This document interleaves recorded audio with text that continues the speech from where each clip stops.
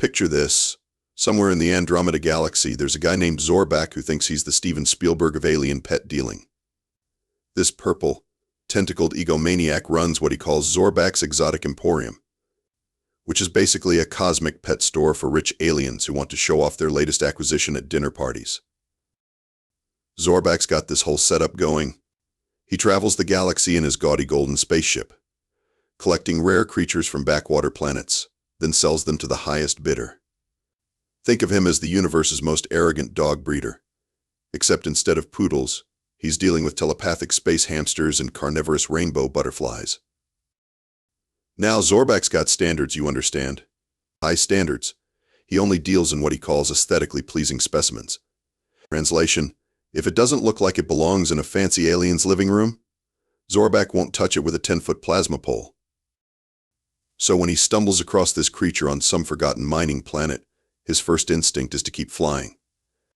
The thing is about the size of a golden retriever, but that's where any resemblance to Earth animals ends. It's got this constantly shifting appearance, like someone took a bunch of different animals and threw them in a blender set to cosmic horror. One second it looks like a furry blob with too many eyes, the next it's sprouting tentacles and what might be feathers. But here's the kicker. This Morphling as his species database calls it, follows Zorbak around like a lovesick puppy. It's clearly intelligent, responding to commands, even trying to help him catalog other specimens. The little guy's practically doing backflips trying to impress him. Does Zorbak care? Of course not. He looks at this eager, loyal creature, and all he sees is ugly. No one's going to buy this hideous thing, he mutters, poking at it with his scanner. Look at it. It can't even decide what it wants to be. The Morphling whimpers and shifts into what looks like a cross between a cat and a small dragon, clearly trying to find a form that might please its potential owner. Zorbak just sneers and shakes his head. Pathetic, he says, uploading the creature's data to his ship's computer. Morphlings. Rare, sure, but what's the point of rare if it's too ugly to display? My clients have reputations to maintain. So what does our enlightened galactic entrepreneur do? He decides the creature is taking up valuable cargo space. I'll dump it on the next primitive planet we pass, he tells his ship's AI. Maybe some lower life form will find it useful. Doubt it, though. The ship's computer, with all the emotion of a toaster, suggests Earth, bird planet from a yellow dwarf star, inhabited by bipedal mammals who apparently domesticate other species for companionship purposes. Zorbak laughs. Perfect. If they're stupid enough to keep animals as pets, they might be stupid enough to take this thing off my hands. And that's how our story begins, folks. With an alien throwing away what he considers trash, completely oblivious to the fact that he's about to give humanity one of the greatest gifts the universe has ever produced. Because here's what Zorbak doesn't understand. Sometimes the most beautiful things come in the ugliest packages. Meet Jake Martinez, 32 years old, owner of Martinez Auto Repair in the middle of nowhere, Nevada. Jake's the kind of guy who talks to his tools because they're better conversationalists than most of the people he meets. He's got trust issues, you could say, stemming from a series of failed relationships and fair-weather friends who only showed up when they needed something fixed. Jake's working late one Thursday night, trying to coax life back into Mrs. Henderson's ancient pickup truck, when he hears this weird noise outside. It's not quite a whimper, not quite a growl, but something in between that makes his mechanic's instincts kick in. Something's broken and needs fixing. He steps outside into the desert night, flashlight in hand, and follows the sound to a small crater about 50 yards from his shop. Steam's rising from the impact site, and there in the middle of it is the strangest thing Jake's ever seen. It's roughly dog-sized, but that's where the resemblance ends. The creature is shifting between forms like a living kaleidoscope, one moment looking like a wounded coyote, the next like some kind of lizard-bird hybrid. It's clearly hurt, favoring one leg, and making that pitiful noise that every pet owner recognizes, the universal sound of "help me." Jake's first instinct is to back away. His second is to call someone. His third, and the one he actually follows, is to kneel down and extend his hand slowly. "Hey there, buddy," he says softly, the way he used to talk to his childhood dog. "You look like you've had a rough day." The creature stops shifting and looks up at him with what might be eyes, though they keep changing color and number. There's something in that gaze, something that hits Jake right in the chest. Intelligence. Fear. Hope. Yeah, I know that look, Jake murmurs. That's the look of someone who's been let down before. The creature tries to move toward him and stumbles, letting out another one of those heartbreaking sounds.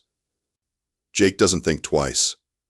He scoops the thing up, surprised by how light it is, and carries it back to his shop. "Don't worry, little guy," he says, settling the creature on an old blanket in his office. "I've fixed worse things than you. Well, maybe not weirder things, but definitely worse." Jake's got a first aid kit for the inevitable cuts and scrapes that come with his job, and while he's pretty sure alien anatomy doesn't work the same way as human anatomy, a wound is a wound. He cleans what looks like a gash on the creature's leg, talking the whole time. "You know what your problem is?" he says, carefully bandaging the wound. "You're trying too hard to be something you're not. I get it. Been there myself." The creature settles down, its form stabilizing into something that looks like a cross between a golden retriever and a small bear. It's still pretty weird looking, but there's something endearing about it now. Something that says I'm trying my best here. "Buddy," Jake says suddenly. "That's what I'm going to call you. Buddy. Because you look like you could use one." Buddy, as if understanding, makes a sound that's almost like a purr. He curls up on the blanket and closes his eyes, finally looking peaceful. Jake sits back and looks at his new companion. "Well, buddy, I don't know what you are or where you came from, but you're safe now. Nobody's going to hurt you or throw you away on my watch." And just like that, the loneliest mechanic in Nevada becomes a little less lonely. He doesn't know it yet, but he's just made the best friend he'll ever have. Living with Buddy turns out to be like living with a really enthusiastic alien exchange student who desperately wants to fit in but keeps getting the cultural references wrong. Take breakfast, for instance. Jake's making eggs one morning when Buddy decides to help by shape-shifting into what he apparently thinks is a chicken. Except his version of a chicken has 6 legs, purple feathers, and makes sounds like a broken air conditioner. The eggs Jake was cooking end up on the floor when he starts laughing so hard he can't hold the pan steady. "Buddy, buddy, buddy," Jake says, wiping tears from his eyes. "That's not quite right, but I appreciate the effort." Buddy shifts back to his default golden retriever bear form and tilts his head, clearly confused about where he went wrong. Jake shows him a picture of an actual chicken on his phone, and Buddy's eyes light up with understanding. His next attempt is much better, though he still can't quite get the hang of only having 2 legs. The real breakthrough comes when Jake realizes just how smart Buddy actually is.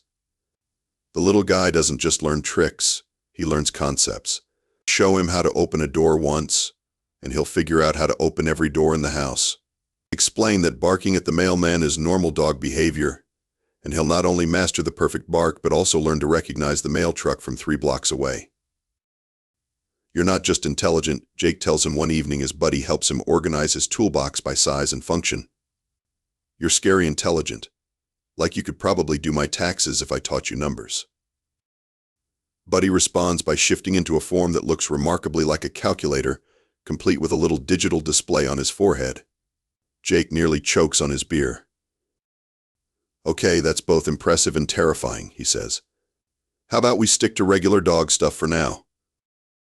But Buddy's too eager to please to stick to anything for long. He tries to be the perfect pet, cycling through every animal form he can think of. One day Jake comes home to find him as a cat, purring and rubbing against Jake's legs. The next day he's a parrot, trying to repeat everything Jake says. The day after that, he's something that might be a goldfish swimming around in Jake's bathtub. "You don't have to be anything but yourself," Jake tells him after the goldfish incident.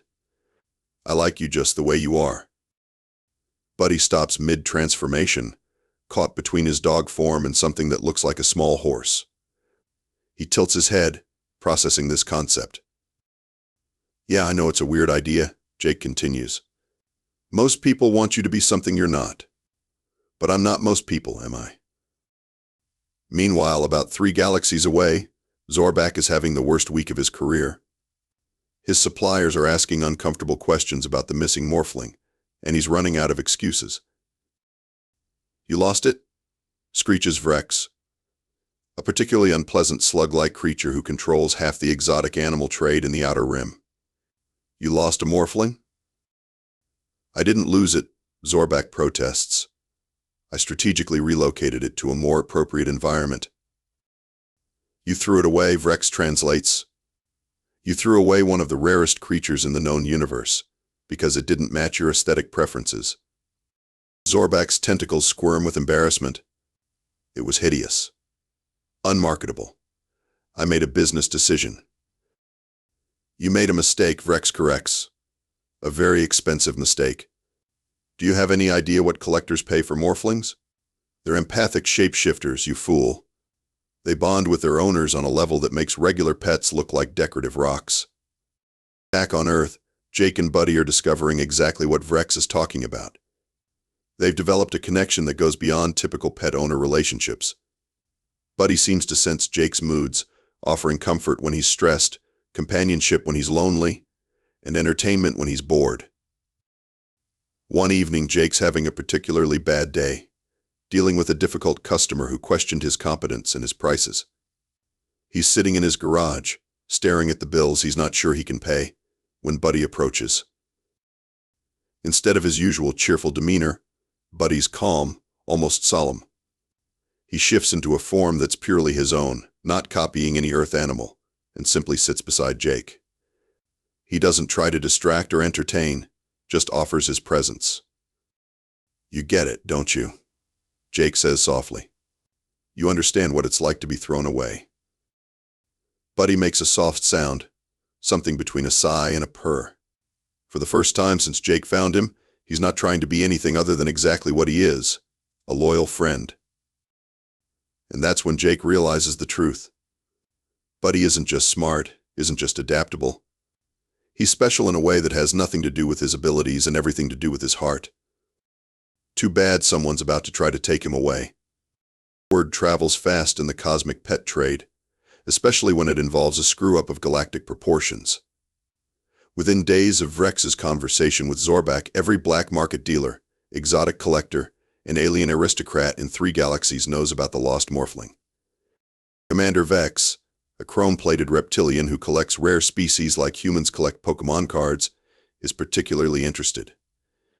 He's been trying to acquire a Morphling for his private menagerie for decades, and the thought of one running loose on a primitive planet offends his sense of order. To assemble a recovery team, he orders his subordinates. "We're going to Earth." His lieutenant, a nervous insectoid named Click, consults his datapad. "Sir, Earth is technically a protected planet under the Galactic Non-Interference Treaty. We can't just let a Morphling waste away with some primitive mammal," Vex interrupts. "This is a rescue mission. We're saving the creature from inadequate care." Click knows better than to argue. He's seen what happens to subordinates who question Commander Vex's logic. "Yes, sir. I'll prep the stealth ship." Back on Earth, Jake and Buddy are having their best day yet. Jake's teaching Buddy to help with car repairs. And the little guy's natural problem-solving abilities are making the work go twice as fast.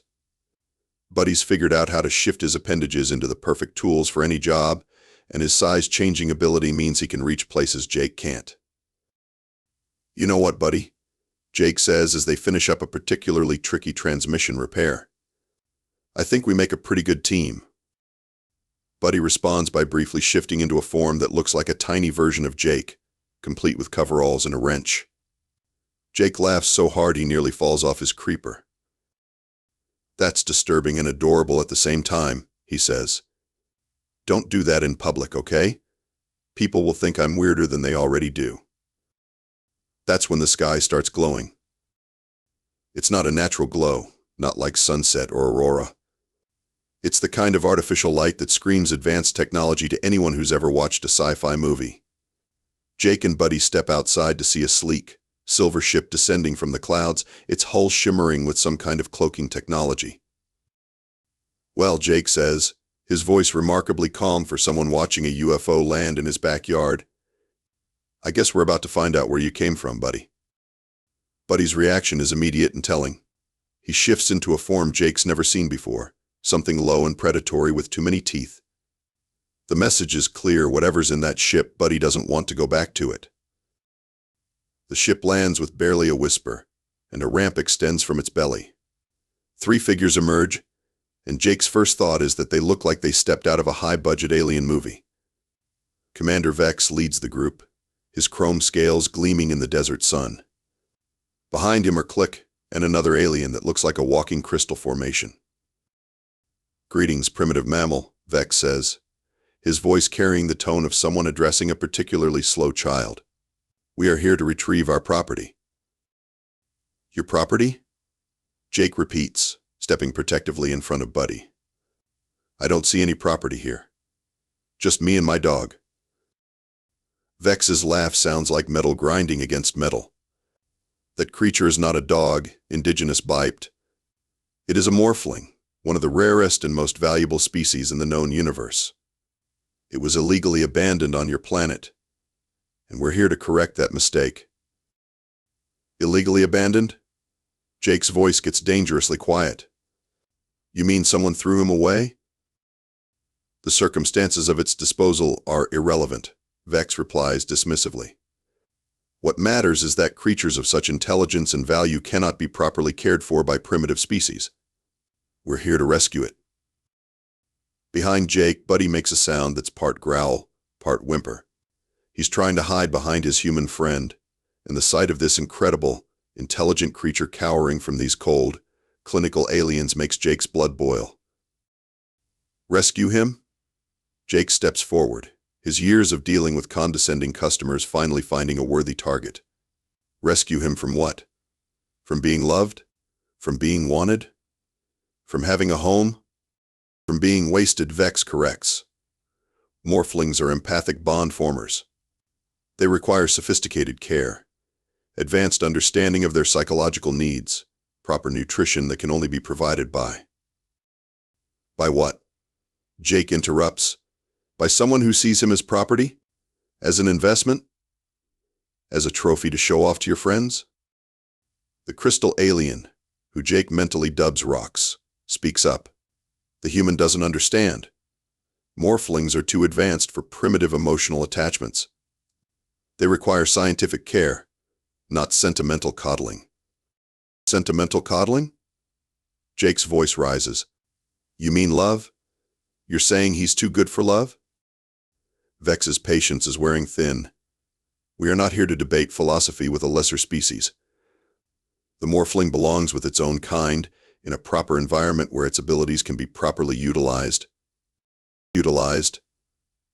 Jake repeats the word like it tastes bad. "You want to use him?" "Of course we want to use him," Vex snaps. "That's what valuable creatures are for.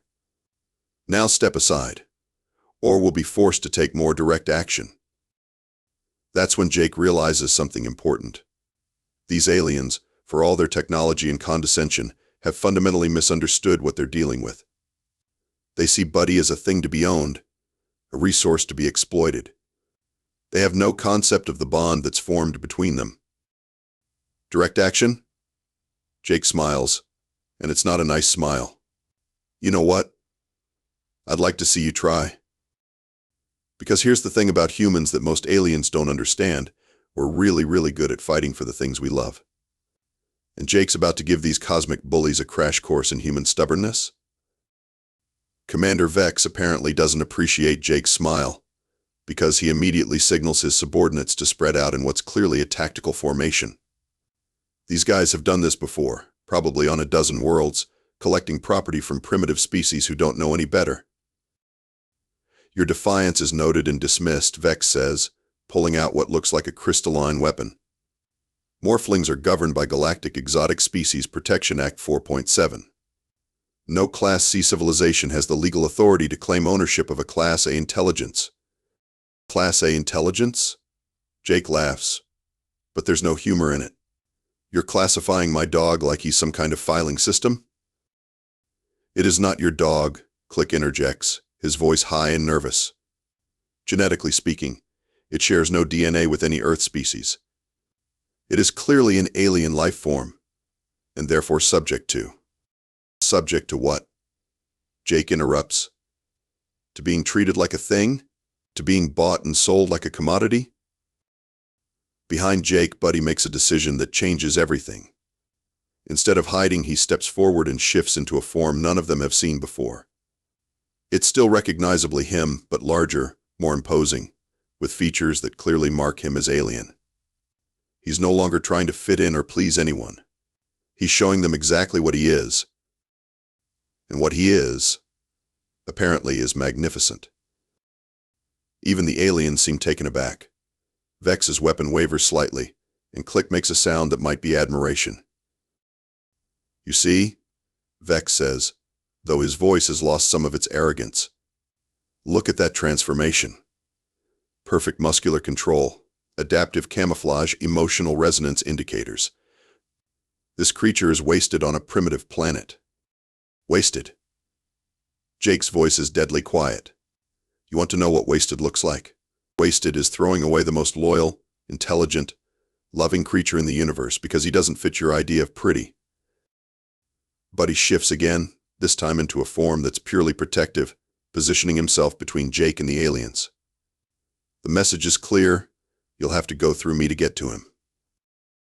The creature's attachment is irrelevant, Vex says, but he's backing up slightly. Morphlings form bonds with any available caregiver. It's a survival mechanism, not genuine affection.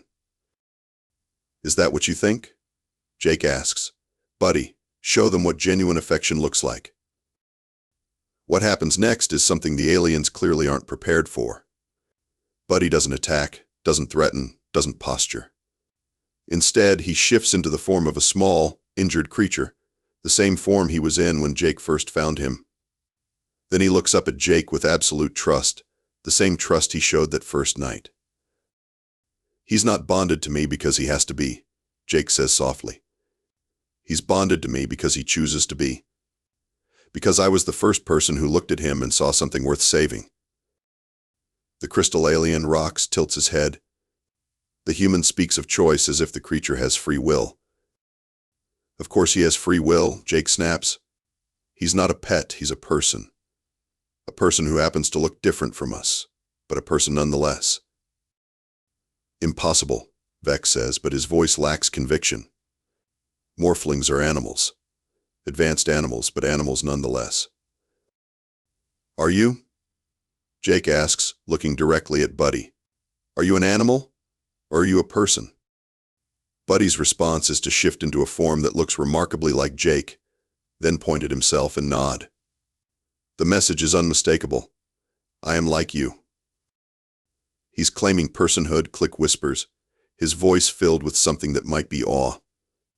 I've never seen a Morphling assert individual identity before. Because you've never treated one like an individual before, Jake says. You've treated them like property, like things to be owned and displayed. But Buddy's not a thing. He's family. That's when Zorbak's ship arrives with all the subtlety of a cosmic disaster. The gaudy golden vessel drops out of hyperspace directly above them, its engines whining with the sound of poorly maintained technology. Oh, perfect, Vex mutters. The idiot who caused this mess in the first place. Zorbak's ship lands with a ground-shaking thud, and the purple-tentacled alien emerges looking like he'd rather be anywhere else in the universe. He takes one look at the standoff and his shoulders sag. Let me guess, he says wearily. The ugly creature bonded with the primitive, and now everyone's claiming it's some kind of miraculous partnership. The creature, Jake says through gritted teeth, has a name. It's Buddy. Zorbak looks at Buddy, who's now shifted back to his golden retriever bear form, and shakes his head. Still ugly, he mutters. I don't understand what the fuss is about. The fuss, Vex says coldly, is that you threw away a Class A intelligence without proper documentation. The fuss is that you've created a diplomatic incident with a protected species. The fuss is that you've cost us all a considerable amount of time and resources. Protected species. Zorbak looks at Jake like he's seeing him for the first time. That thing is a protected species? Not him, Jake says, pointing at Buddy. Him. And if you try to take him away from me, you're going to discover just how protected he really is. Because here's the thing about humans that these aliens are about to learn: we don't just fight for the things we love. We fight smart. And Jake's about to show them exactly what that means. What happens next is something that will be talked about in alien academia for generations. The moment a primitive human outthought 3 of the galaxy's most advanced species using nothing but common sense and stubborn determination. You want to talk about what's best for Buddy? Jake says, his voice carrying the confidence of someone who's finally found his hill to die on. Fine. Let's talk about it. But let's do it right. He pulls out his phone and starts recording. Buddy, I want you to listen carefully. These people say you belong with them because they're more advanced, because they understand you better, because they can give you things I can't. If that's true, if you really would be better off with them, then I want you to go. The aliens exchange glances. This isn't how these situations usually play out. Usually, the primitive species clings desperately to their property while the advanced species takes it by force. They're not prepared for voluntary surrender. However, Jake continues, I want everyone here to understand exactly what you're choosing. Buddy, show them how you lived before you came to Earth. Buddy's transformation is heartbreaking. He shifts into a form that's clearly designed to please, constantly changing, cycling through shapes like he's desperately trying to find one that won't get him thrown away. His eyes dart nervously between the aliens, and he makes small, anxious sounds. Show them how you live now, Jake says softly. The change is immediate and dramatic. Buddy shifts into his confident, stable form, the one he's developed over months of being accepted exactly as he is. He sits beside Jake, calm and secure, no longer trying to be anything other than himself. Here's what I see, Jake says, addressing the aliens. I see a person who was thrown away because he didn't meet someone's arbitrary standards of beauty. I see a person who was so desperate to be accepted that he was willing to change everything about himself. And I see a person who's finally learned that he doesn't have to. Zorbak shifts uncomfortably. It's just a creature displaying learned behaviors. It doesn't mean what? Jake interrupts. That he has feelings? That he can make choices? That he values love over luxury? Humans, Vex says dismissively, are notorious for anthropomorphizing their pets. You're projecting your own emotions onto a creature that what? Jake pulls out his phone again and shows them the videos he's been taking over the past few months. That solves problems? That shows initiative? That demonstrates creativity and humor and loyalty and every other quality you'd associate with a person? The aliens watch the videos with growing unease. They show Buddy not just following commands, but anticipating Jake's needs, making decisions, even playing practical jokes. It's clear evidence of a complex individual personality. This proves nothing, Vex says, but his voice lacks conviction. Morphlings are naturally adaptive. They mimic the behaviors of their caretakers. Mimic? Jake laughs. Is that what you call it when he stays up all night when I'm sick? When he figures out how to fix my truck's engine better than I can? When he comforts me when I'm sad about things he couldn't possibly understand? Buddy, as if on cue, approaches Commander Vex. The chrome-scaled alien tenses, expecting an attack or a plea. Instead, Buddy simply sits down and looks at him with what can only be described as compassion. He's not angry at you, Jake says quietly. He's not afraid of you. He's sorry for you. Because he understands something you don't know what you're missing. For the first time since they arrived, Vex looks uncertain. What do you mean? You see him as a possession, Jake explains. Something to be owned, displayed, used. But he's not a what, he's a who. And the difference between those two things is everything. Click, who's been unusually quiet, suddenly speaks up. Commander, I've been analyzing the biometric data from the creature. Its stress hormones are at baseline levels. Its neural activity indicates contentment, not submission or fear. Contentment. Vex repeats the word like it's foreign. He's happy, Jake translates. He's not just surviving here, he's thriving. He's not just being cared for, he's being loved. And he's loving back. That's when Buddy makes his choice. He approaches each alien in turn, shifting into a form that matches their species. To Vex, he becomes a smaller version of the chrome-scaled reptilian. To Click, he mimics the insectoid's features. To Rox, he takes on a crystalline appearance. To Zorbak, he becomes a purple-tentacled creature. But then he returns to Jake and shifts into his own unique form, the one he's developed over months of being accepted for who he is. You see, Jake says, he can be like you. He can be like any of you. But he chooses to be like me. Not because I'm better, not because I'm more advanced, but because I'm the one who chose him first. The silence that follows is profound. Even the desert wind seems to hold its breath. Finally, Zorbak speaks. I was wrong, he says quietly. I looked at him and saw only what he wasn't. I never saw what he was. What he was, Jake corrects gently, was someone who needed a home. What he is now is someone who has one. Commander Vex lowers his weapon. This is highly irregular. The Galactic Council will require extensive documentation of this incident. Document away, Jake says. But Buddy stays here, with me, where he belongs. And if we refuse? Vex asks, though his heart clearly isn't in the threat anymore. Jake smiles, and this time it's a genuinely warm expression. Then you'll have to explain to your Galactic Council how you got outsmarted by a primitive human and his dog. Buddy barks once, a sound that's pure joy and defiance mixed together. It's the sound of someone who's finally found their voice. The aliens leave without another word, their ships disappearing into the vast desert sky. Zorbak pauses at his ship's ramp and looks back at Jake and Buddy. Take care of him, he says. I think he might be more valuable than I ever imagined. He's not valuable, Jake calls back. He's priceless. As the ships disappear into the night, Jake sits down in the sand next to Buddy. The little guy shifts into his most comfortable form, a shape that's uniquely his own, and settles against Jake's side. So Jake says, scratching behind Buddy's ears, what do you want to do tomorrow? Buddy's answer is to shift into a form that looks like a mechanic's wrench, then back to himself, then to point at Jake's garage. The message is clear, I want to keep being your partner. Sounds good to me, Buddy, Jake says. Sounds perfect.